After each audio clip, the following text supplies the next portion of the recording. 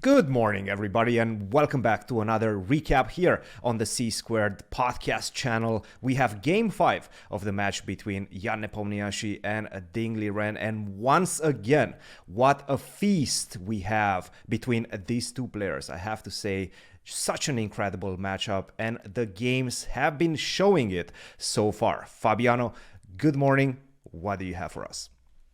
Good morning, Christian. It was an interesting game for sure.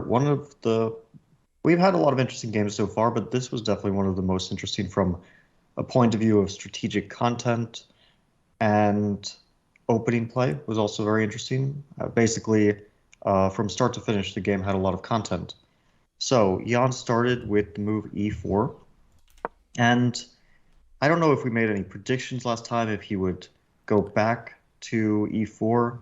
I believe we did, but then again, I don't remember 100% sure. And I do think that we expected him to continue with his main weapon. And I believe Ding was also more or less on the same page in the press conference when Jan played the move d4. He didn't really expect that. He expected Jan to continue with his usual 1e4.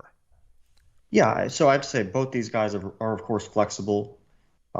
We know Ding is more of a natural d4 player from his youth, or closed opening players, you could say.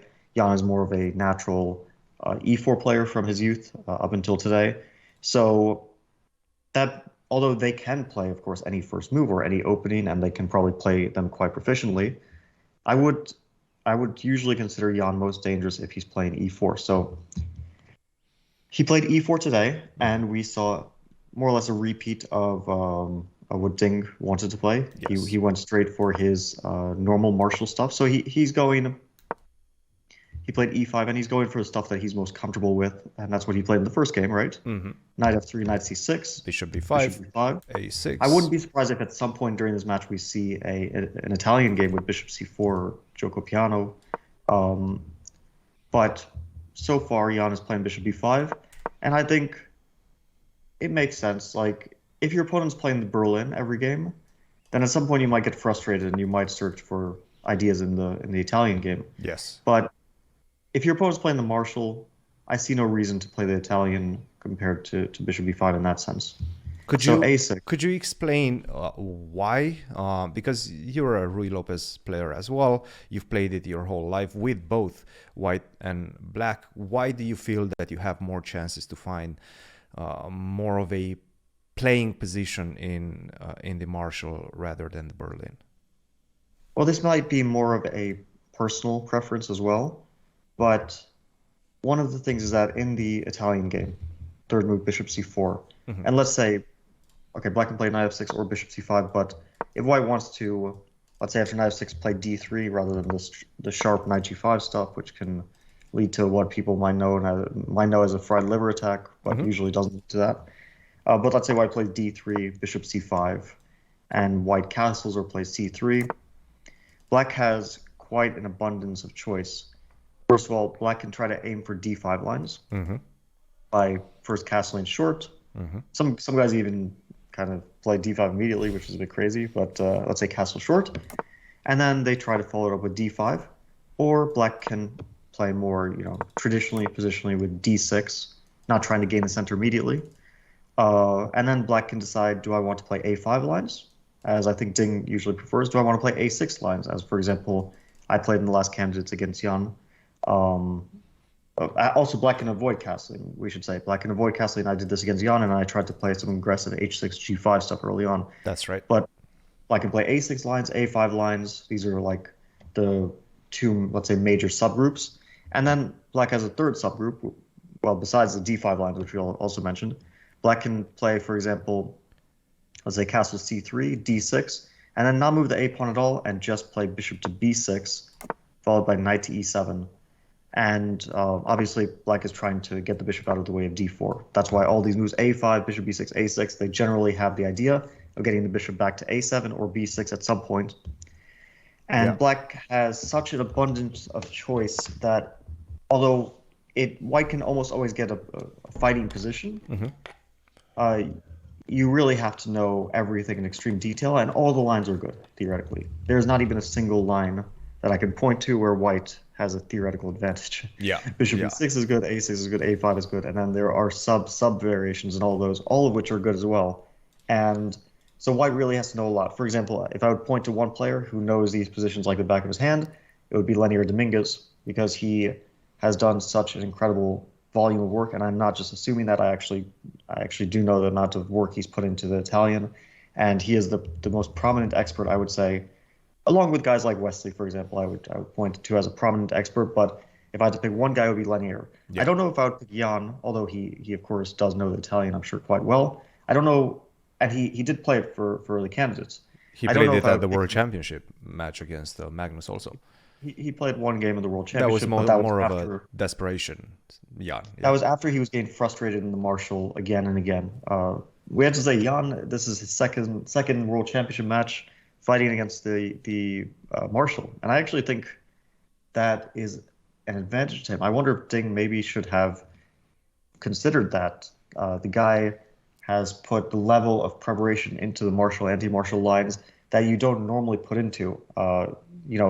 Preparing for Magnus, who's a Marshall player, for a full World Championship match, both before the match and during the match, it gives him an understanding of the opening that you don't really get from just normal, like playing classical tournaments and preparing before the game and trying to find some little ideas. Totally. This is a very deep level of understanding.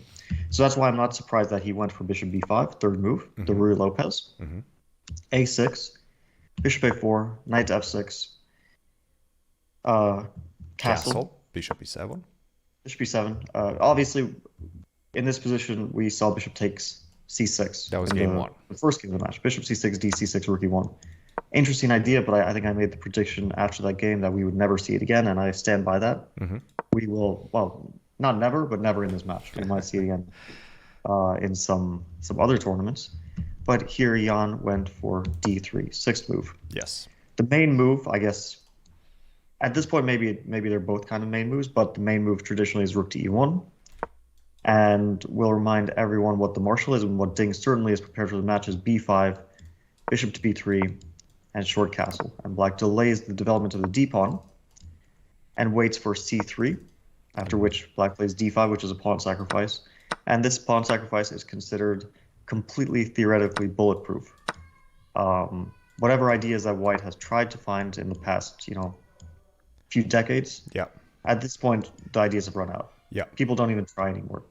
And not only have they run out, but players with the black pieces, and I would point to Magnus as an example, have started to play different moves besides, let's just go through c3, d5, take the pawn on e5. C6. C6, but yeah, people have started to play bishop b7 as well, which is an old move. But now Magnus has been playing it recently quite a lot against, for example, I think this is considered his last classical chess game as a world champion against David Howell, right? He played it. And it also equalizes. So it's not only that black is so fine, but black is even getting bored with the equality after c6 that they try to look for even different ways to find equality. So that shows you how unlikely it is that Jan will go for the straightforward Marshall in this match, I think. He's not. Of course, white has a million ways to avoid it. For example, Jan was playing h3 against Magnus last match. I remember there was one game with h3 instead of c3. So that's h3. One way to try to avoid the Marshall. And then the other, I guess, main way to try to avoid it is eighth move a4, because this leads to fundamentally different positions than we normally see in the Ruy Lopez. Sometimes like a4, b4, for example. D4, d6 is one of the main theoretical battlegrounds, and here it's kind of unusual for Ruy Lopez positions, right? We see a little bit of an early d4 and slightly different play than we're used to. For example, like the maneuvering d3, knight d2, knight f1 stuff is very typical. This is slightly different. And I've played. You've played this quite a few times. Yeah. I would say I can already say this for the match against Magnus in 2018. I prepared a4. Obviously, I'm not giving any secrets away about what I wanted to do 5 years ago. So I played a4 against basically everyone: Wesley, Magnus, Levon, all the best Marshall players that you can think of. So a4 is a big theoretical battleground. Instead, Jan on move 6, he played the move d3. Mm-hmm. So d3, we actually examined a game prior to this match in which Jan beat Ding in the 2020 candidates with the move d3. Yep. And in that game, after d3, b5, bishop b3, d6, Jan went for some kind of a3, followed by knight c3 development, right? This is one of White's major modern ways to contest the marshal or anti-marshal. Yeah.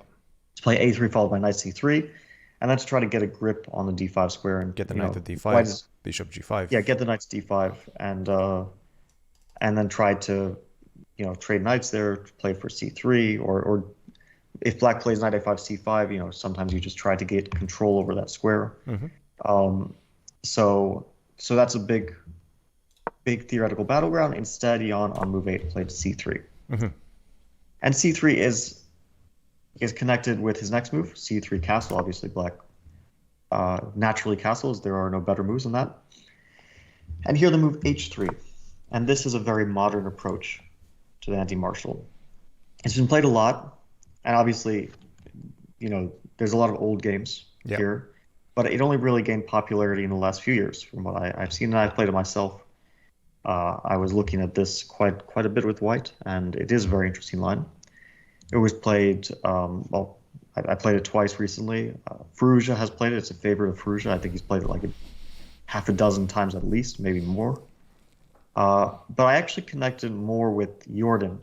I don't know if it's his idea originally to go for this. Jordan Van Forest. But, interesting. Yeah, Jordan Van Forest. I feel like he played it a few times, and that was the first time that I was starting to notice. I think in 2021, he was starting to play it, although it was also other guys, but that's the first time that I was noticing this line becoming popular.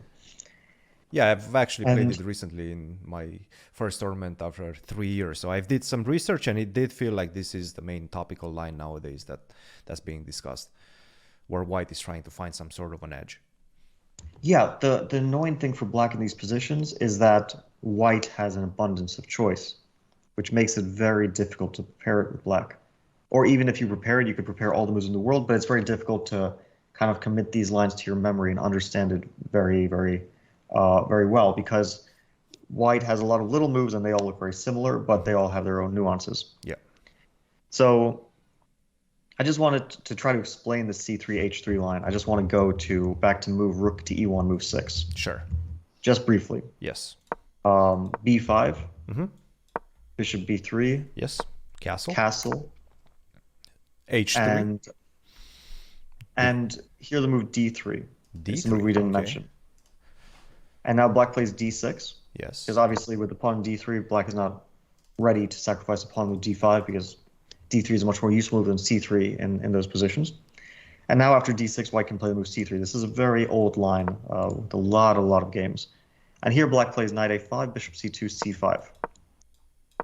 And Black gets the kind of grip in the center over the d4 square that is, it's very space gaining. Black has solved the problem of the knight on c6, which was a bit awkward blocking the pawn. Black will follow up with knight c6 and try to, in the long run, get d5 and gain a lot of central control.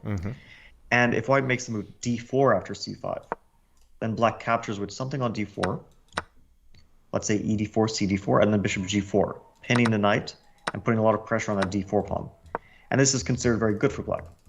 This is the entire reason for, now let's go back to the game. After the move 9h3. So we have the same position, but instead of the rook on e1, we have the pawn on h3, right? Yeah. So now, after h3, if Black plays knight a5, bishop c2, c5, White plays d4. Nice. And there's no longer any bishop g4 stuff. This is really the idea of this whole line. And the funny thing about it is that it is actually a Chigorin, let's say classical Chigorin Ruy Lopez, a tempo down, a full tempo down for White. Yes. These positions can be reached with the rook on e1, like the same exact thing. From the Chigorin, yeah. And that's why people don't play the Chigorin anymore. People don't really play the Chigorin. Yeah. And people don't play it for the reason that it's kind of better for White. And not only it's better to the point that even a tempo down, White is considered maybe to have some pressure here. Yeah. Although, recently I played this against Vincent Keimer, and after d4 he made the move d5, kind of a funny move. breaking open everything in the center and leading to some sort of temporary chaos, which usually clarifies within a move. Yeah. Which is also the first line of the computer. I mean, if you put the position after d4, a strong engine will tell you d5, is the top line. And I didn't win that game. Vincent was very well prepared, although I did get some chances later on. I think Ding could have. I mean, Nepo was certainly ready for this kind of possibility because it's very topical and played by a lot of strong players. And it's also so direct. Well, actually, it's only been played by Vincent, but it's the first line of the computer, and it's so direct that you definitely prepare for it. And now that Vincent showed it, probably most of these players, and by the way, Ding was in that tournament as well, so definitely he had a look at that game. And even before Vincent played it against me, I knew that it existed. I just, for some reason, thought people were more likely to make the move which Ding played, which was move 9, bishop b7. Yeah.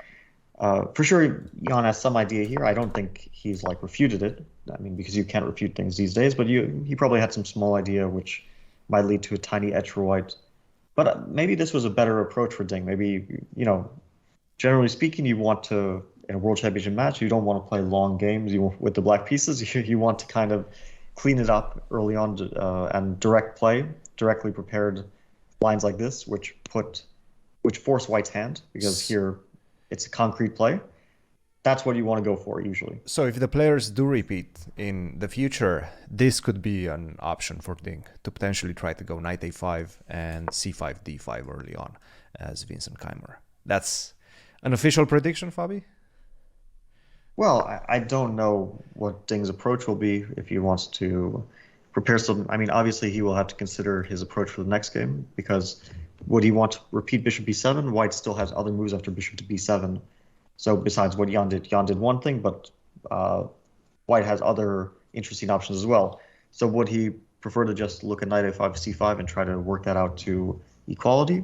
Definitely an option, but I would give it only a small chance that Jan even repeats this direction, because usually you don't want to keep, it's not like old days where it takes a lot of time and effort to find an antidote to something. Here the computer basically just tells you everything right away. So you usually don't want to keep going in the same exact direction. Yeah. So Ding played bishop to b7, move 9, which is, I think, considered the main move.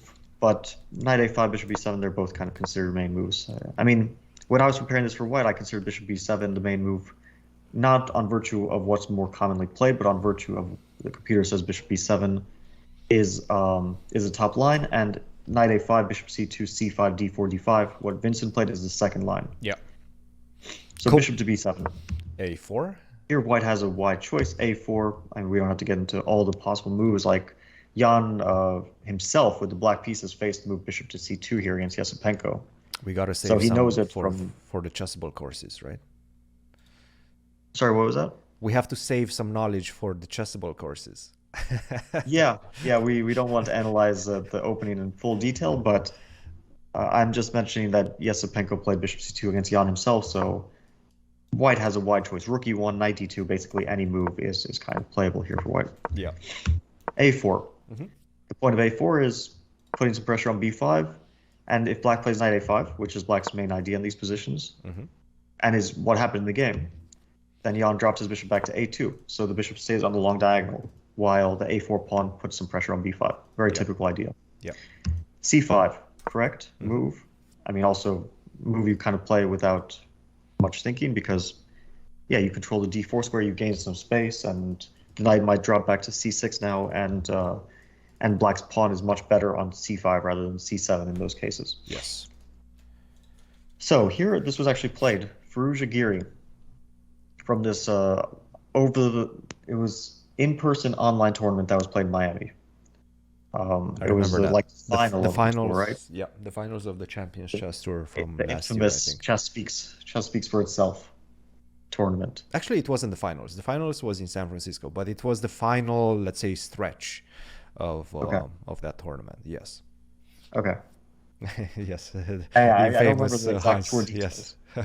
But yeah, that was where Hans beat Magnus in the first game of their match, and then proclaimed the chess speaks for itself. So we look back on that moment as a historical moment. Indeed. Indeed. Bishop to g5. Jan played. Certainly, it was his preparation. Also, it's the first line, and the idea is very straightforward. With Black's last move, c5, he somewhat weakened the d5 square. A pawn can no longer defend that square, but a knight on f6 is a good defender of that square, and so White is sacrificing, you can say, the bishop pair, or surrendering the bishop pair, in order to be able to exploit that d5 square. Usually, you would never want to surrender the bishop pair like this, but in this specific situation with the structure, it makes sense because White will try to take on f6, or Black will usually provoke it, as he did with h6, and then White will very often try to maneuver a knight around to d5, either via a3, c2, e3, or d2, f1, e3.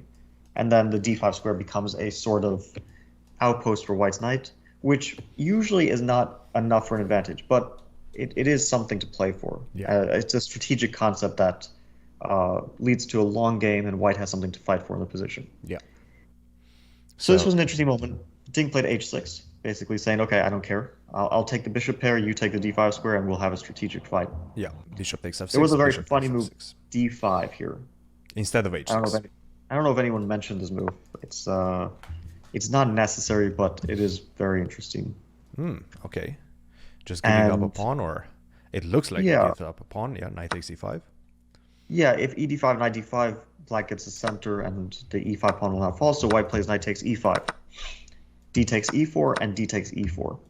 And here it's very dangerous to capture on e4 because, let's say, bishop e4, queen d8, any rook capture will drop something. Rook a d8 drops like a b5 and knight f7 or bishop f7 stuff. So you have to play bishop takes d8, and then rook e1, and White has a very strong initiative. But after d takes e4, there's this very nice move, which once you see it, you might become interested in the move d5, which is c4. You just completely kill off this bishop on the a2.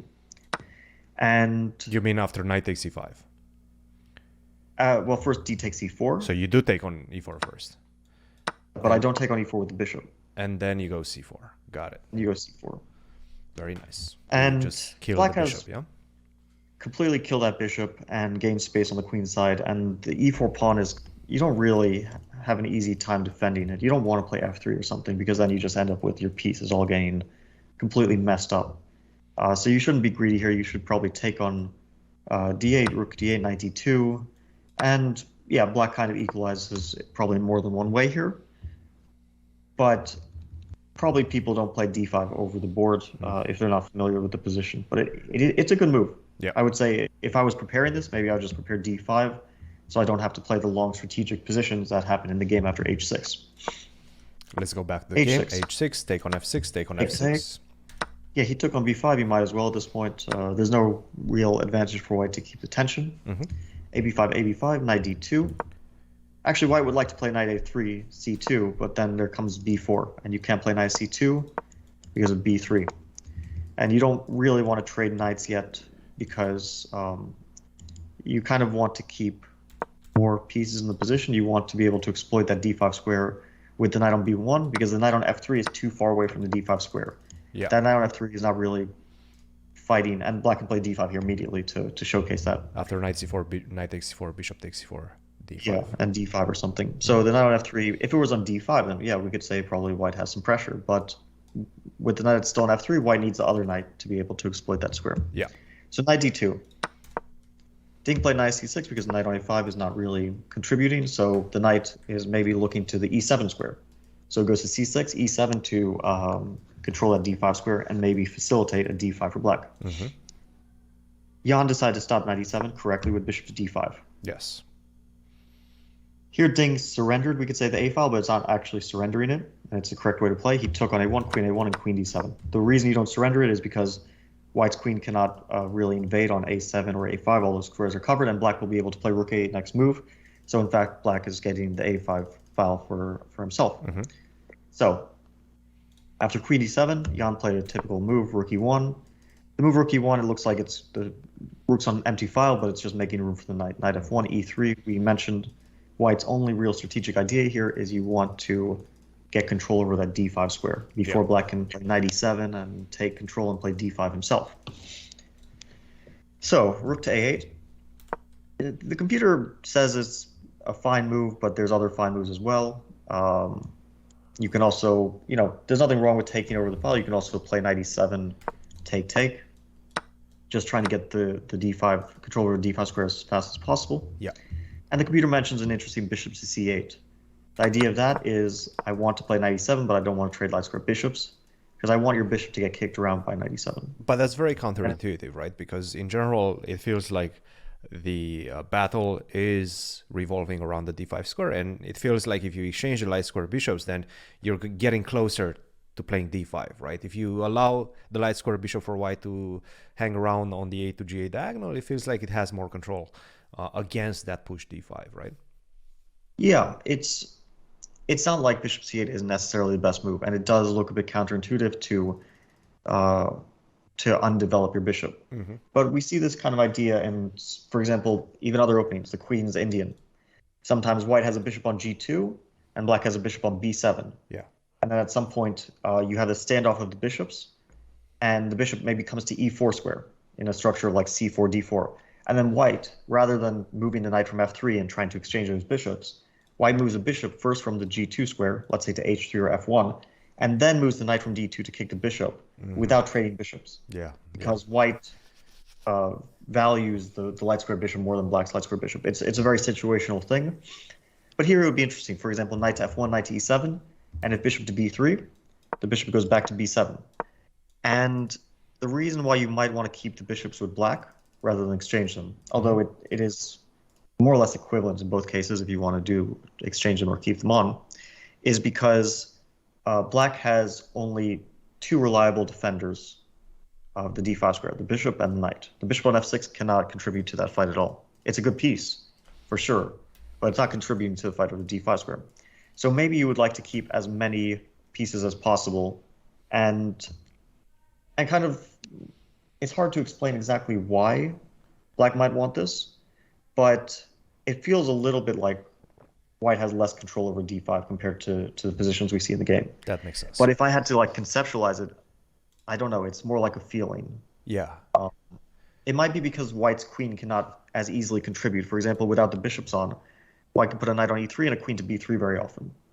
And here, somehow white has less squares to exploit that d5 square. Yeah. But that being said, the move Ding played rook to a8, can't really criticize it. It's certainly a very natural and a very decent move. Yes. Queen to d1. So here I can be a little bit critical of the move that Ding played. Although it's a typical move, I don't like it in this position.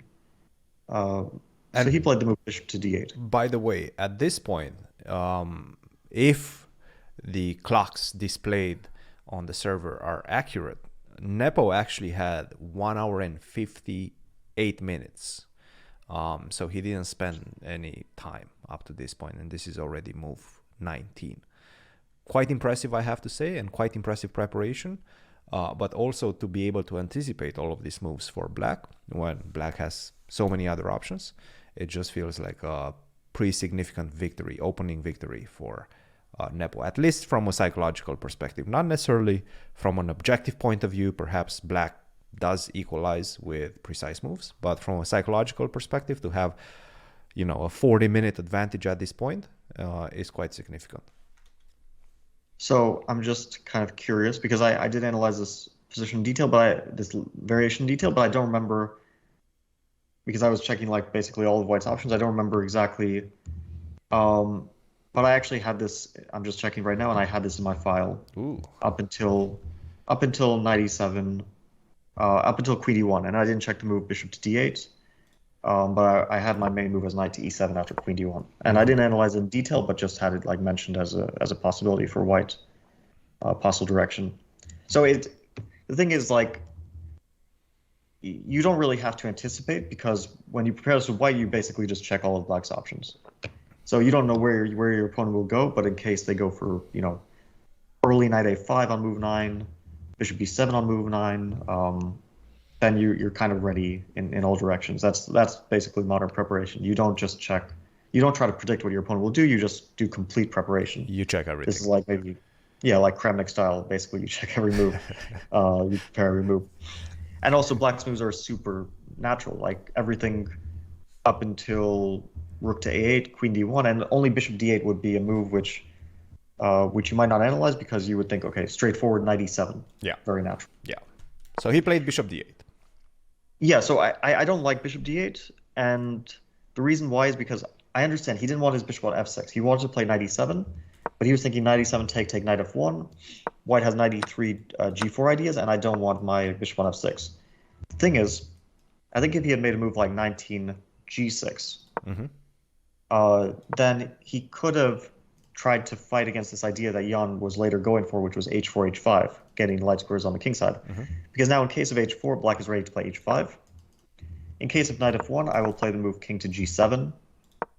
Let's say knight to e3, h5. So I'm stopping knight g4. And this is a very typical sort of way of getting control over the light squares on the king side, so you don't come under attack. You gain some space. The bishop on f6 perfectly covers the dark squares. So all that's left is for your pawns to cover the light squares. So you don't have to deal with knight g4 stuff. You don't have to deal with h4, h5. And then white doesn't really have very clear ideas, and black will be ready to trade off the bishop. But you can take your time with that. You don't have to do it immediately. Yeah. So if he had done this, I think more or less black is equalizing, although the position remains extremely strategically complex. White has a lot of moves, black has a lot of moves. It's not very... It's still concrete. A long game. It's a long fight, but I like this approach more. It feels more like black is putting the onus on white to find some ideas here. Makes sense. Makes sense. All right. Bishop to d8. Knight to f1. Of course, the knight is coming to e3, where it will put control the d5 square. Knight to e7. Ding is going for the trade. He doesn't see any other way to basically proceed in this position. Very natural. Take knight e3. I think here already white has, let's say had an opening success, as you said. He had more time. He got a fighting position, and it's a bit of pressure. If black's d8 bishop was an e6 bishop, probably white has no pressure. But the d8 bishop, yeah, it's a little bit. It could become a good piece, but for the moment we can't call it a good piece. Yes. So he played bishop to b6, and I actually think he should have played g6 again. And then if h4, which is what Jan was trying to do in the game, then h5. I would prefer to have this position with the bishop on f6, because then it would kind of control the king side a bit more. Here white has maybe some knight g5, and it looks a bit scary. Yeah. But still, I think he should have avoided what happened in the game after bishop to b6, which is what he played. And Jan made this really nice, typical move, which is h4. And that was because the bishop abandoned the king side. The bishop on b6, it looks like an active diagonal, and it might actually become a very strong piece. We can't say like this is a bad piece. If black achieves c4 later, or if for some reason the bishop opens, and this is for sure what Ding was aiming for long term, then the bishop can exert a lot of influence on that diagonal. Yeah. But h4, I really like this move, and we see it in a lot of types of positions in the anti-martial lines where white plays h4, h5, gaining space. Light squares. Yeah, light squares. The pawn h5 will be a long-term asset. If black's bishop was a light squared bishop, this pawn would become a weakness possibly. But black's bishop can never attack the pawn h5. It's the nature of bishops; it can only stay on the dark squares. It can attack h5, and if black responds with the move h5 here, after h4, now knight g5 comes, g6 to defend, but now queen f3 comes. You're no longer really in time. Rook to f8 to defend f7, and then g4. This is very typical stuff. Black's bishop is not contributing to the defense of the king side. H4, knight g4, and white's attack is actually completely overwhelming here, even more overwhelming than it might look at first sight. F5 might be, you might think, oh, okay, F5, and I have some, maybe some counterplay, but knight H6 comes, and if king G7, there's knight to E6, and so on. Black is getting completely busted here. Yeah. So after H4, Ding had to dig really deep to find an accurate way to equalize his position. He played the second move of the engine, queen to C6. Queen C6 is logical. You stop C4. But the best move, a move which isn't maybe the first move that comes to mind, is rook to A2. Now, why do I say it wouldn't come to mind? Well, of course, you see this move, it attacks the B2 pawn, but then you see that white can both defend the pawn and attack the rook with, for example, queen to B1. And you think there's no point to having my rook on A2. It's simply either getting kicked back or I have to defend it with my queen, and then I'm kind of tied to the defense of this rook. Yes. But after queen to B1, black has queen to A7, and very quickly will achieve the move c4. For example, h5, c4.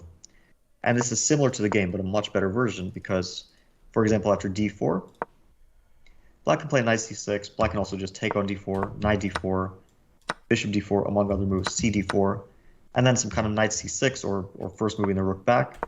And the position is double-edged. It's not like in the game where white could capture on d4 with the queen. Here, white has to capture on d4 with the pawn, and this pawn is a bit loose, and also black's queenside majority becomes very, very mobile. Yeah. At some point, not immediately, but b4, c3 might come on the board. Yeah. After rook a2, also queen b3. Here, black has an idea which I think he would have been happy to get. Queen to a6, defends b5 and a2, and then after h5, queen to a4. Exchange the queens. And the queen trade. Queen a4, rook a4. The queen trade is quite nice for black. Obviously, black is still trying to equalize his position. Black is a bit worse. But at least he's not going to have to worry about a kingside attack anytime soon, because without the queens on the board, white's attacking potential is severely limited. You're not getting mated. Yeah. At least, maybe in some end games, but not anytime soon, Yeah. So you're relatively safer there than after his move, queen c6 and h5 here. In fact, the computer likes very much to move queen to b3. Instead Things of I do h5. with queen c6 was to play c4. Yeah, instead of h5. I like the move h5. I don't think it's a bad move. But Yeah. queen to b3 is also very interesting because it stops c4 in its tracks, right? Yeah. And we mentioned before that sometimes a queen likes a square. Yeah. But he decided to go for h5 first. But it's a good move. Allow the C4. move c4. Yeah, so c4 is opening up the bishop's influence on b6. Very logical, and also the entire point behind the move queen to c6. And 'Cause the now- entire point of Ding playing bishop to d8, if we think about it a few moves Yeah. back. Bishop d8, bishop b6, this was his idea to try to activate the dark square bishop via the a7, g1 diagonal. It's a logical sequence. So even if, like, let's say moves are not the absolutely most precise, as long as they follow a logical pattern, usually it's good. Yes. It's a good sign for the position. When people start to drift, and this happens to top players, I'll just point out the game from round 2 where Ding was white, right? And he was trying to play bishop d3, c2, and all this wasting time. This is a very bad sign. If your moves follow a logical pattern, usually it's a good sign. Yeah. d4. h5, c4. d4. D takes c4 would allow a trade of pieces. Bishop takes e3. Not only a good move, but bishop takes e3 is a perfectly good one. Rook e3, bc4. And this was a point of the queen on c6. There's no d6 pawn hanging, right? So that's why that was a tactical justification of queen c6, c4. Yeah. Instead, Jan played the most dangerous move, d4. Here, Ding played e takes d4, and I don't know if I can be critical of this move. It's a fine move, but I think maybe not the most practical. I wonder if he was considering the move rook to d8, because it might not come to mind. But it defends the e5 pawn tactically. D takes e5, d takes e5 is not dangerous because the queen on d1 is now attacked. Yes. So white can't take on e5 again. And so after rook d8, what does white do? D takes e5 is not dangerous. d5 is kind of positionally undesirable because you take pressure off e5 and also you open up the bishop on b6 very, very easily. Black doesn't even have to fight for it. After queen d7, black has a fine position because the bishop on b6 is very strong. Yeah. So after rook d8, maybe knight to h4 would have been the continuation, or maybe it's what these players were kind of thinking of, with the tactical point, of course, that queen takes e4, knight e to f5, and then you don't lose a piece immediately because queen b7, but after queen g4, you kind of end up under a vicious attack, so you don't want that. Checkmated. Yeah. Yeah. And after knight to h4, there's this very strong move d5, and black is equalizing, but it's difficult to go for. That's this. a I difficult don't know. move. Yes. Yes. The entire tactical point is if e takes d5, you actually don't take back on d5 because you don't want to allow a knight to f5. You play queen to f6, and you're disturbing white in time, attacking h4, attacking d4, and black is doing well here. Yeah. But it's certainly not obvious that you go for this. Yeah. It's tactically So I don't know. justified, but it's very difficult from a practical perspective to play like this. If he had played like this, I think it might have worked out quite well because, first of all, it is objectively good. Yeah. And also, after d5, white has a very, very tough decision to make. You can kind of capture this way, that way, knight d5, e d5, but in no cases is it simple to calculate, and in no cases is white objectively better. So I like this approach. Yes. Okay, e takes d4, which is certainly very natural. Knight takes d4. White doesn't want to take with the pawn on d4. just in general, because you might think you have the center, but black's queenside pawns will become very dangerous in the long term. So you Yes. don't really want this. Knight takes d4. Here, queen c5 is an objectively bad move, probably the first, you could say, objective mistake in the game. The kind of mistake which changes the evaluation significantly. Not in terms of like, is it easier to play or is it slightly more pleasant, but this actually gives white a very serious advantage. Mm-hmm. The correct move was difficult, and this is why maybe ed4 was not super practical. The correct move was queen to b7. And so the reason why queen b7 is a good move, why it's the best move, first we have to look at the move queen to d7. After queen to d7, white plays knight e to f5. Bishop takes d4, because you don't want to allow knight on f5 to stay there. And then knight takes d4. Yeah. And here white has a tiny positional advantage. It's not much, but it's unpleasant pressure because the knight on d4 is kind of an outpost, and b5 is weak and d6 is weak. That being said, it's not much because if black achieves d5 at some point, then it might be very simplified. Yes. But this is still unpleasant for black. If you play queen Whenever to b7, you go d5, I go e5, maybe pass by with ideas of e6, open you up on the king side. It's still not easy to equalize as black. Yeah, it's possible that e5 is dangerous, even in like open positions if white trades the pawns, or let's say d5, queen to f3, and trades some pawns in the center. Then it's still dangerous for black because the knight on d4 is very strong in attacking b5. Yeah. And this is why queen to b7 is good. First of all, just from a kind of positional point of view, the queen is better on b7 rather than c5 because it doesn't block the bishop. That's like, if I want to just give you the simple explanation without any words, without any variations, I would say that's why queen b7 is best. But why is it better than queen d7 is now revealed after knight e to f5.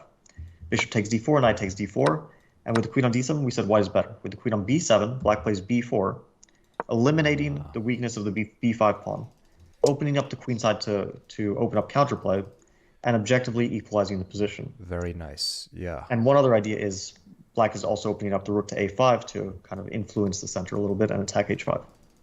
Yes. Now, the problem with queen to b7, at least to my eyes initially, and I'm most likely not even going to consider it whenever I have this position as black, is it leaves the d6 pawn unprotected. Forget about the b5 pawn, because it's easy to see that if you do take on b5, I take on e3, and tactically is justified, right? But later on, if I try to play moves such as knight to f5, maybe even knight to c2, open up the d file, put some pressure on d6, the queen on b7 just doesn't feel on the right square because it doesn't guard that d6 pawn. From a visual perspective, as I look through the branches of this position and I try to figure out my next move, I think this is what Ding was experiencing as well, and perhaps he didn't even consider queen to b7.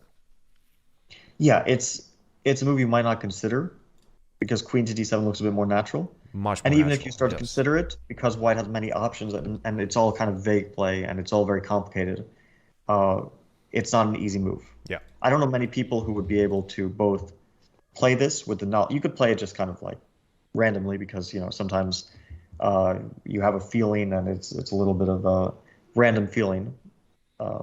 We could call it intuition, or we could just say that you stumbled upon the right move by virtue of luck.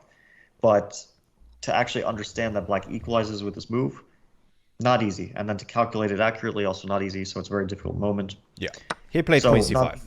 Not being too critical, I actually think that maybe e takes d4 is a move I would be more critical about, because not from the point of view of like objective mistakes, but because there are moves which make your life, even if they're perfectly good, objectively good moves, they make your life more difficult because you have to make more difficult decisions later on.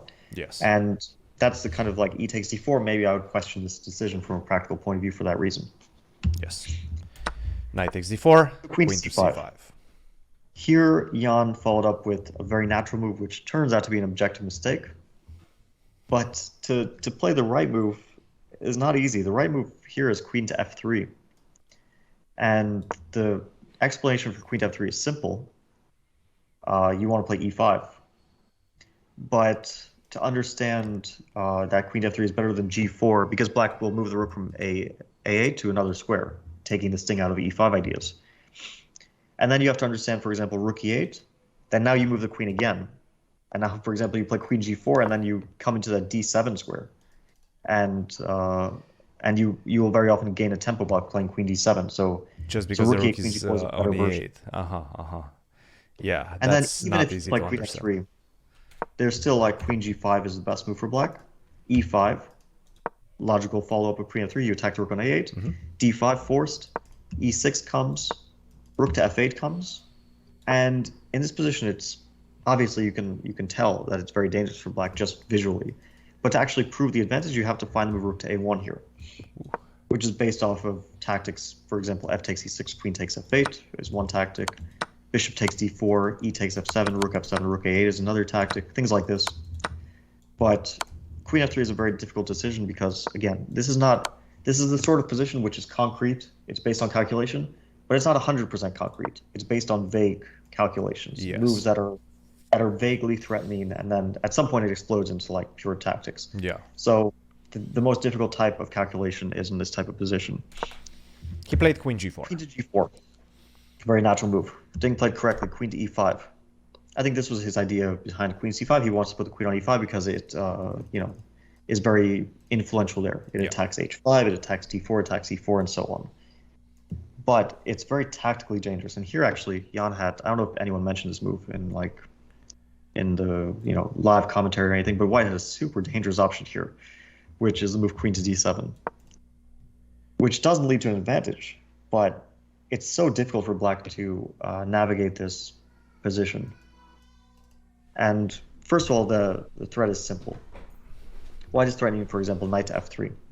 And if you take on e4, then you're going to end up losing the knight on e7 based on like the knight drops back from e3 and so on, and you lose the knight on e7. There's other ideas connected to queen d7, including queen to b7, which would actually just win a piece if White could play it on the spot. And after queen to d7, black has to find a series of very good moves. Bishop takes d4, c takes d4, queen takes e4. It's easy to find this, but then you see the move f3, and then it's a whole... Well, first of all, for White to see that this is even possible is already a miracle because, for example, after f3, queen to h4, you might think, oh, black's just doing great. But knight c2 and black is actually on the verge of losing. Because if knight to d5, queen to c6 or b7, and you win the knight. The knight is actually trapped on e7 and has to be defended with the king. That's actually ridiculous. The amazing part is that the knight on c2 is not only defending d4 and e1, it also can't be attacked and is a completely stable piece. And then after f3, black should find the move queen to e6. Yeah. And White should find the move queen to b7. And here it's again very difficult to calculate this. For example, it's clear that White wants to play knight c2 next move, but black might think, for example, rook to f8. And the point of rook f8 is if knight c2, queen f5. And if you take on e7, my rook on f8, I capture c2, and my rook on f8 is a very good defender of f7. And after rook f8, White has a very strong move which nearly wins, or at least leads to a much better advantage, which is move king to f1. So I only say this to point out the kind of rich tactical possibilities that there are in the position, because obviously nobody's going to calculate up to rook f8, king f1. It's just unrealistic. Yeah. It doesn't even look like it works, but somehow it's very good for White. Yeah. And the best move for black after queen to b7 is a very difficult move, rook to e8. So it just shows you how difficult these positions are. Yeah. And by the way, rook to e8, it doesn't make a lot of sense because you're putting your rook on another pin. For example, if you go knight to c2, now you don't have queen to c8 because I take on c8 and you lose a piece. So all of this calculation that you just mentioned, it's not natural. Every single move for both white and black is not natural. You don't think about this type of moves when you go into deep into your calculation. For sure. It's just a very interesting idea we can speak about in hindsight because we have powerful engines that tell us all the answers. Yeah. But we understand the practical difficulties in this position. It's not like queen d7 is a simple move. And it's also not objectively leading to a better position. It's just a very, very good try. If you somehow calculate this with white, then you can go for queen d7 and you're like, okay, I'm a genius and maybe you'll win the game based on finding this idea. Yeah. So knight to f3, it was played. Queen to e6. Knight to f5. And this is the moment that Ding mentioned himself as something where he could have played better here. Mm-hmm. He actually said, he played knight takes f5, and he said that the best move was queen to f6. And although knight takes f5 is not a bad move, queen to f6 is the most practical move. And I think if he had played queen to f6, probably it's difficult for white to prove an advantage here, because the point is you're waiting. You don't want to take on f5 immediately, because you can always, if white makes some kind of generic move, for example, I don't know, rook to d1. Okay, it's not fully generic because it attacks d6, but now black can take on f5, ef5, and we gain a better version of the game, because white's rook on d1, it doesn't control the e file. It's not as white doesn't have the same level of light square control as in the game. Yes. And after queen f6, computer shows no advantage really. Says white can take on e7, for example, queen e7, queen f5, bishop c5. You know, white's, it's a funny position because actually white's e pawn on e4 would be better placed on f5. It's usually you would say double pawns. Why would those be better? But in this specific situation, the pawn on f5, it opens the e file for white and it allows some sort of kingside aggression. Mm-hmm. So that's why knight takes f5. It's definitely a practical mistake. Mm-hmm. But the good news for black is that it's not an objective mistake. So after knight f5, ef5, here Ding made a really objective mistake. He played the move queen to f6, which is very natural. In a blitz game, I would play queen to f6. Try to stop without thought, f6, probably. of course, yeah. But for a classical game, I think it is quite a serious mistake. He had the move queen to d7. And what's the advantage of queen to d7 over queen to f6? Well, the main advantage is if you play queen to e4 now with white, then black plays d5. Mm-hmm. And you don't actually gain that light square control because black's d-pawn, black's pawn mass, let's say, is moving forward. And here white is not better at all. And after queen d7, obviously white cannot play f6 because of the pin. So white might try the move queen to f4 with the idea of f6. Mm-hmm. And we don't really want to allow f6 because then our king side is getting broken up and it could become very dangerous. But here black plays move bishop to d8.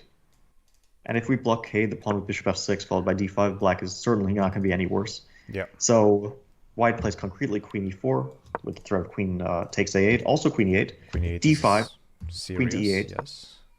take king h7.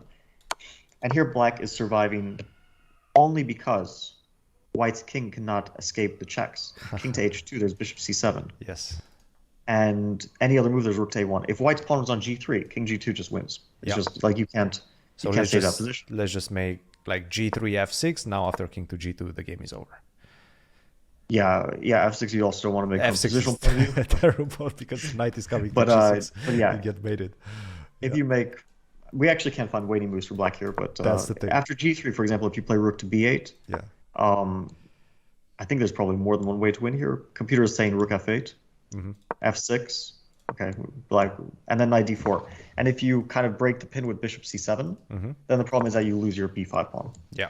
So good for black. The good news for black is after g3, you always have rook a1 followed by bishop to f6, and you equalize.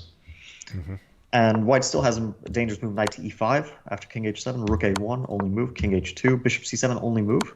Or actually, there's also rook e1, but I think it transposes. f4?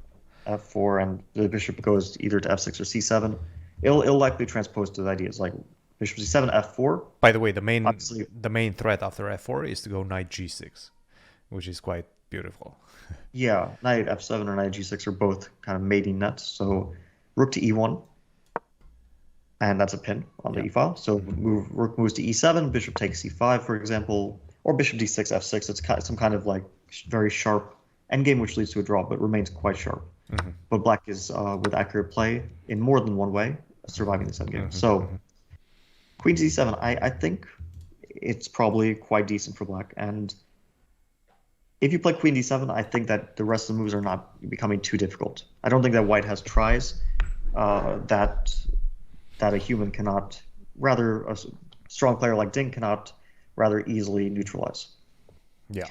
But queen to f6 was a very serious mistake, and I think actually this is more of a mistake than knight takes f5. This is the real follow-up. Even though maybe Ding looked at these two moves as like a chain of moves. Sometimes you think of like two moves, or even three moves or a sequence, not as a group of ideas, but as a single idea. So he was thinking, I take and then I play queen f6. Yeah. It was a superficial idea. I want to blockade the f5 pawn. Yeah. The problem is queen to e4, which is what Jan played. And now you can't achieve d5 and it will take you basically an eternity to try to arrange this d5 now. Rook to b8, and now next the move by Jan. He started to play like a lot of really good moves. He wants to play g4 because white wants to try to basically blast open the kingside attack based on the fact that black's bishop is not going to easily be able to defend the king. If it was on f6, it would, but on b6, it doesn't really defend the king so well. Yeah. But if g4 immediately, black plays b4. I think this is what Jan was avoiding with rook e2. And obviously cb4, there's some kind of queen takes b2 stuff. You can't allow that. And if you play queen takes c4, you know, you're still better, but the position starts to get simplified. For example, bc3, bc3, d5, another nice move. Not the only good possible move to equalize, but queen d5, queen c3. And because we've simplified so much, a draw becomes more and more likely, and this is, I think, what Jan was avoiding. Yeah. Rook e2, brilliant move. Now b4, of course, doesn't really have a purpose because after cb4, there's no queen takes b2. Very nice move by Jan. c5 is what Ding played. He's preparing b4, or at least trying to prepare b4. I mean, now it's not going to work out quite as well, and that's why Jan played move g4. Yes. And it doesn't work that well because with the bishop on c5, for example, if you go b4, queen takes c4, take on c3, take on c3, you no longer have the move d5 to simplify and exchange the last pair of pawns on that side because d5 just drops the bishop. Yeah, precisely. And also, because the rook is on e2, you don't have rook b2. So the rook on e2 is a very good defender of the only weakness we can point to in white's camp is f2 pawn. Yeah. So that's why Ding after g4 played queen to d8, and I think he already realized that the queen on f6 is not actually that great. And the reason he played queen to d8, which is the correct move, is to try to achieve d5. But now we see the queen on d7 would have been much, like he would have saved so much time achieving d5. Yeah.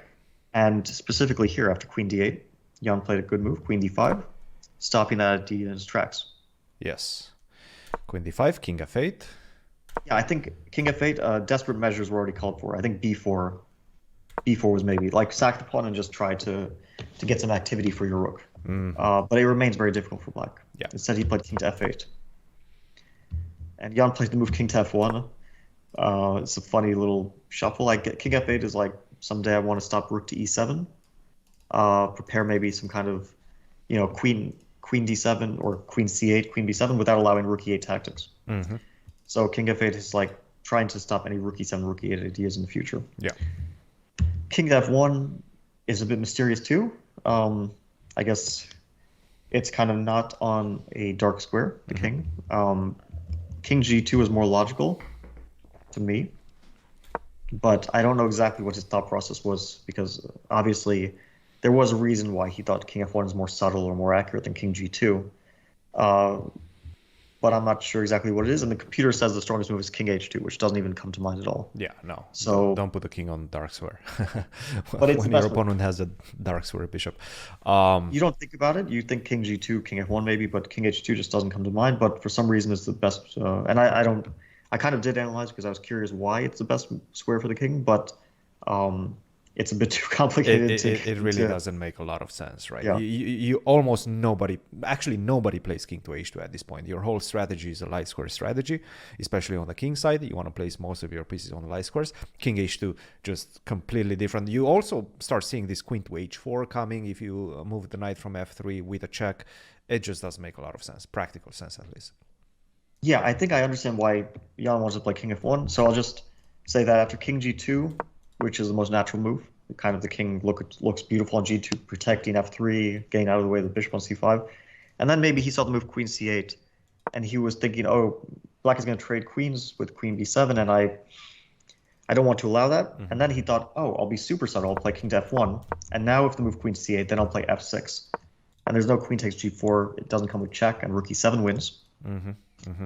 So black has to play gf6, and then he was probably looking at like queen e4 with queen h7 ideas, and then some knight h4 ideas as well, and thinking this is very promising. Yes. Which is a very, very logical sequence of thoughts. It shows that Jan is thinking about this position on a high level. But on the other hand, queen c8 was the correct move after king to f1. And this whole f6 and queen e4 stuff is actually not so bad for black. Like queen e4, king to g8 You don't go to g7 because then knight h4, knight f5 comes with check. So you go to g8 to stop queen h7. Knight h4, and it's kind of complicated in a number of ways. But for example, queen to b7, take, knight to f5. I'm sure that Jan would have seen this position and thought it's amazing. It looks good. But after like b4, black is actually getting enough counterplay. And the h6 pawn, it's a super important pawn, but black actually has plenty of things to look forward to on the queen side. So Ding should have gone for this. Yeah. Instead, he went for rook to c8. Yeah, rook c8. A big mistake. You know what this reminds me of? It's like exactly game 2 all over again. It's exactly like bishop d3 c2. Because I mean, I understand the position is very difficult to defend, but I don't understand how, even from a logical point of view, with no calculation, you think that you can survive this position with the next two moves that Ding played. Like, I just don't. It's not logical. It's not even that. It's like the way to survive is not easy. Yeah. Like, it's very, very difficult. But if I just asked Ding, is the way to survive rook c8 followed by rook to b8? I think he and everyone else would be able to answer unequivocally, no. You don't survive by just waiting around in this position. You have to do something. So rook c8. Rook to e4. I think probably he was. I don't even know what the idea of this move is, but anyway, I think it was like connected to b4. Yes. Something like that. He wants to play b4, and like after queen c4, then he has a discovered attack with bishop takes f2. But Jan makes a very, not a difficult move, rook to e4, and it stops b4 because you're now attacking the c4 pawn, and it also has other ideas. And the main idea we'll see in the game with rook to e4. So I won't like reveal that just yet, but rook to e4 is a multi-purpose move. It's both attacking, it's going to aim for the king side, and it's defending against b4. So after rook to e4, Ding played rook to b8. And that's why I say, like, you don't defend this position by playing rook c8, rook b8. It's not even a chess thing. It's just, I mean, you don't waste two moves in a sharp position. Yeah. You don't need to calculate anything to know this. So very strange moment. I think, again, he lost the plot. He didn't want to play rook c8 with the idea of rook b8. It's just he played rook c8, he missed rook e4, and then he was like, what do I do? Okay, I'll go back and try something else.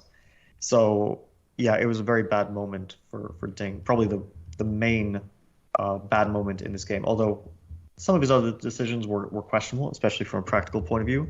This was really the main moment where I'm like, yeah, what are you doing? Yeah. Here Jan, after rook to b8, he's struck with an excellent move, but not the only excellent move. White can also play it slowly, king to g2, because black wasted too much time. Yeah. Instead, he played g5. g5, excellent move. And Ding played hg5, which loses on the spot, but other moves also lose on the spot, but they're like queen to d7 is super difficult to refute. Yeah.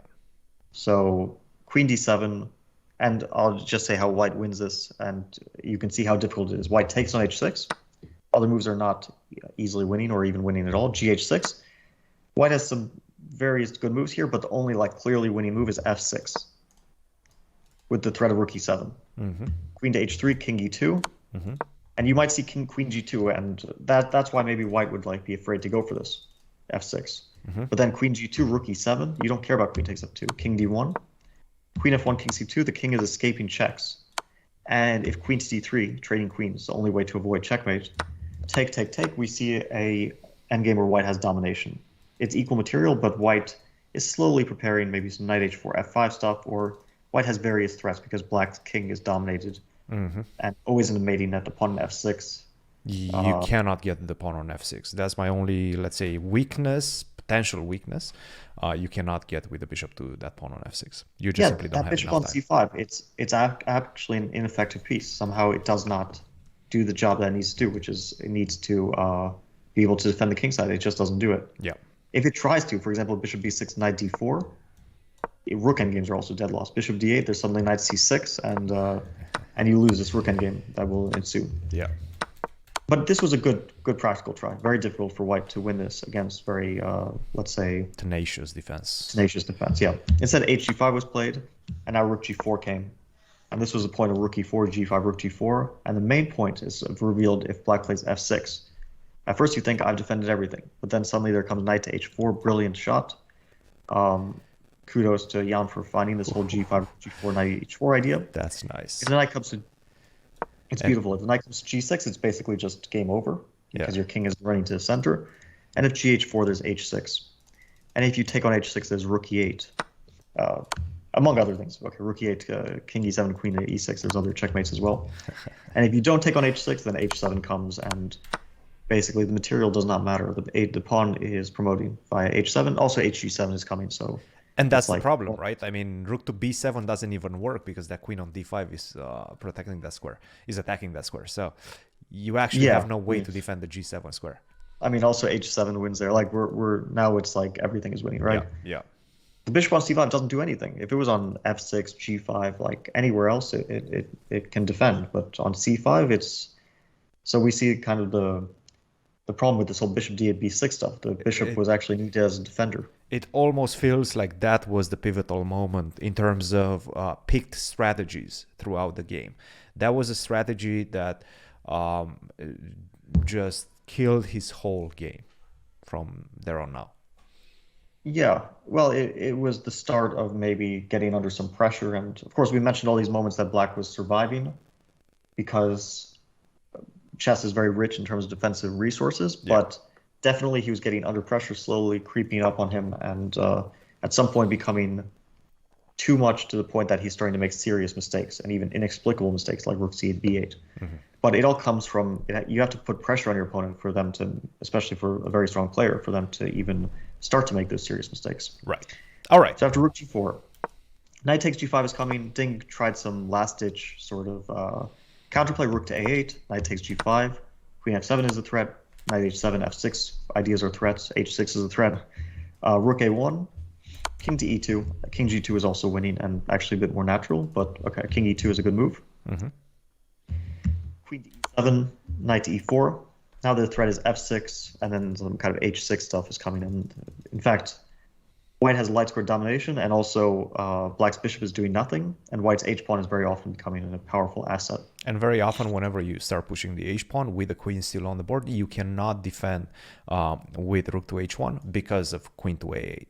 So that Rook on A1, it looks like an attacking piece, but in fact, it's also a very important defensive piece because Queen to A8 would come with pretty much deadly consequences. Yeah, that's why he played here the move Queen to E8. And he could have also done this the move before, but it wouldn't have changed anything. But here, Queen to E8, his idea is that I want to play Rook H1 at some point. I don't want to allow Queen to A8 check. So here he's basically defending with his back against the wall, or even more so defending like the Black Knight from Monty Python, who has all his limbs cut off. Like White has full control of the position. Black's pieces are not really exerting influence. Yeah. And White's king on E2 is far safer than the king on F8 just because of the value of the knight on E4 compared to the bishop on C5. That's the difference. Yeah. If you talk about a piece that's worth 3 points, knight on E4, and a piece that's worth 3 points, the knight bishop on C5, I would say the knight on E4 is worth more like 9 points compared to the bishop on C5. Yeah. So after Queen to E8, F6 followed by H6 was super strong as well, but Jan played a good move, King to F3.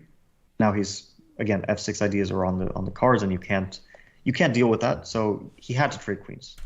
The problem with trading queens is it doesn't actually help Black because after Queen to A8, which was played, take. Jan played F6, excellent move, and even in the endgame you're kind of getting like mated or the H1's promoting. For example, G/F6, Knight F6, Rook to G8 is a threat, and you play King to E7. And then suddenly Knight to G8, among other good moves, but Knight G8, King F8, and then H6. And then Rook to A1. And again, amongst other moves, there was like Knight F6, H7, but also just King G2, stopping this Rook H1. Yeah. And the bishop on C5, it doesn't even stop the promotion of the pawn. If it was on E5, it actually might be an entirely different story. But on C5, it just doesn't do anything. It's such a completely useless piece, right? You were always dreaming of opening up this diagonal and putting some pressure on F2. You never got to that pawn. You never got to White's weakness. Yeah, it's basically like this position is not. It's not like White is positionally winning. White is winning only because the bishop on C5 is out of the game, which allows White tactical possibilities. Yeah. If the bishop was somewhere else, exerting influence, then it would defend against all these threats, but it doesn't do that. Yes. So Ding played G6, take. Now White is up material. in order to try to get some counterplay, Ding played rook to a2. Basically, the first time in this game that he's kind of actually creating threats against white. But the problem is that black king is getting checkmated, and king to g4 was an excellent move. I actually saw, like, I was watching Anish and Danya on their chess.com commentary, and they were saying, like, this is not easy at all because they were looking at other moves besides king to g4 or king to f4. And they were like, well, black still has drawing chances from a practical point of view, and that's absolutely correct. Black does have practical drawing chances.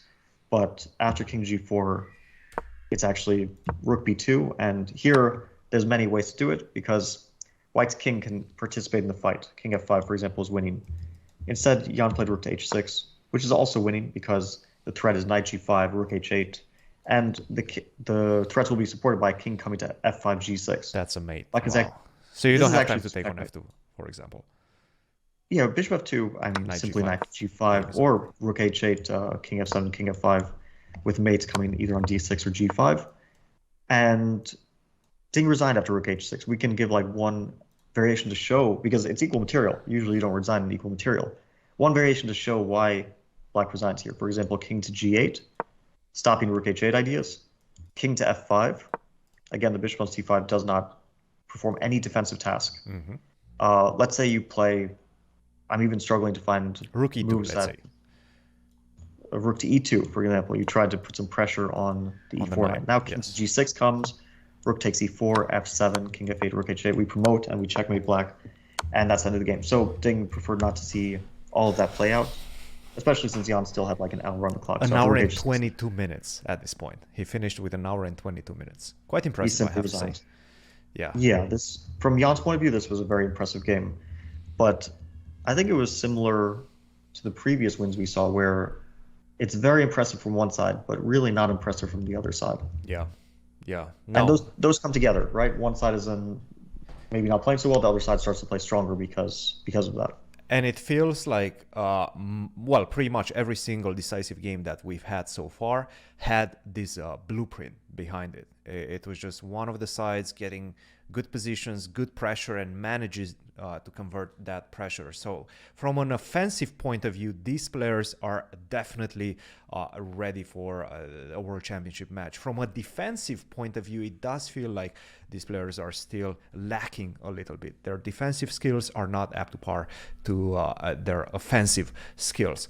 Now, they're trading blows right now. I've watched the press conference a bit. Ding was obviously dejected. And this is also because he was coming off a clear high, right? You just won that fourth game. Everybody's talking about you.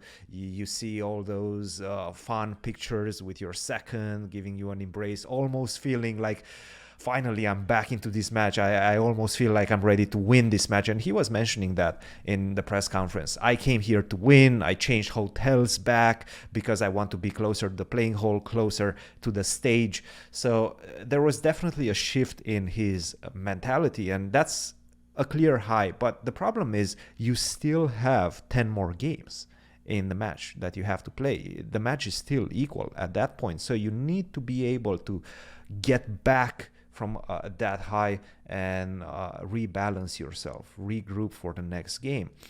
It feels like perhaps he wasn't able to do so, and we kind of understand that from his moves. His moves not necessarily weren't precise, but he didn't even go into those very necessary long calculating variations. Queen to b7, the move that you mentioned, that strikes me as a clear example of that. Also, just simply playing queen to f6 without thinking too much about queen to d7. It feels like he was lacking that precision and that intensity that you need in order to perform well at this level. Nepo, on the other hand, huge victory for him, because this was always a question, right? How is he going to handle losses? And we're seeing right now he's sending a clear signal. This is not Dubai. This is not my match against Magnus. I'm not going to fall apart just because I lose one game. He came back strong, came back stable, good preparation, good pressure, and good conversion altogether. So I have to say this is a very, very good game for Nepo. Once again, the pendulum swings.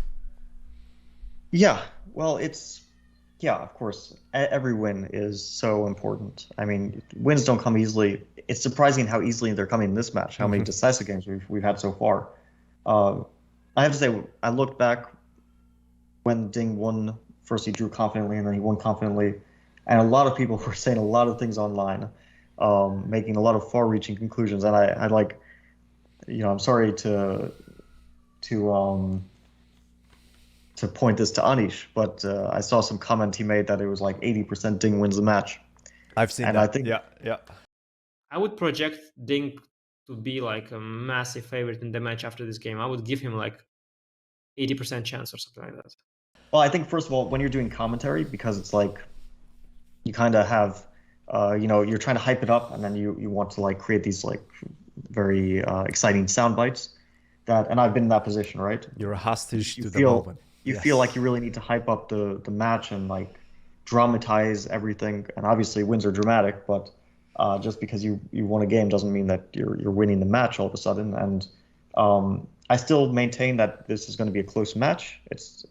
It's not going to be one side or the other running away with it. They're pretty evenly matched players. They have their very strong sides and weaker sides for sure, but they're very complete, strong players. I saw a comment by Ding before the match that basically, or I don't know if it was like right at the start of the match or long before, but he said that he just understands chess play better than Jan. And I kind of disagree with this on a fundamental level. Like obviously Ding understands chess very well, and I kind of disagree with the notion of understanding chess at all. Like you either play well or not. You don't understand anything. You either play good moves or you don't. So obviously from, let's say, the playing good moves point of view, these guys both understand chess very well. But I see no like deficiencies, if I'm thinking about positional understanding, no deficiencies in Jan's chess. Um, he's a very, very good intuitive player. If he has deficiencies in his chess, if he has some weaknesses, it might be more because he sometimes makes like very, very bad decisions that are not even based on like understanding, but just you might point to like psychological reasons or impulsivity. And I would actually say for most strong players, their mistakes could be attributed to instances of lack of concentration or other factors, including myself. Like you have moments of weakness, which don't mean that you have like lack of understanding. But this game shows that obviously he has a very deep understanding of chess. I mean, I would pick this game if I was, let's say, trying to inspire people to win in the Rio Lopez, or if I was making a chessable course on how to beat the Marshall, I might pick this game. It's a model game. It's not like it's a perfect game, of course. It's a great game. Yeah. But this is what you would call a model game. It's like in a game of, how to beat this opening or how to win in positional style. You might include this game, right? Yeah. So obviously, Jan is playing well. He can be confident about this game. Overall, Jan has been playing better so far. Like Jan had one major moment of weakness. It was this knight to d4 moment, right? Yeah. I don't actually see other moments of weakness so far. No, okay, the position was still equal at that point, right? Objectively Yeah, equal. Sure, there was some pressure, but objectively it was still equal. Yeah, in that previous game, if he had made the move bishop to g6, which Vichy actually, like, I have to say, whenever I watch Vichy talk about chess, I mean, it's just clear, like, the guy is, you understand why he's been a top player for the last, 30 plus years, and why he's been world champion, like, 5 times. He basically just immediately grasps the position in a way that other players might take a little bit more time. But Vichy pointed out this moment, bishop g6, retaining the bishops. And if our viewers want to see that game, it was in our previous recap where we mentioned that bishop g6 black basically has a fortress, and that's what Vichy said as well. I don't think Jan would have lost that position. It was basically the culprit was his knight d4 move. And in the games that he won, he kind of just outplayed Ding basically from start to finish. I don't see any moment in this game or in the second game where Ding outperformed Jan. Yeah. Ding had some good moments in this game. I have to say, like this. Let's say this moment after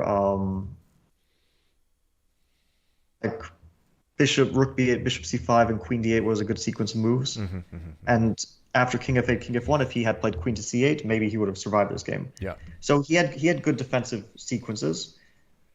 That's why, again, rook c8, rook b8 is the main objective mistake.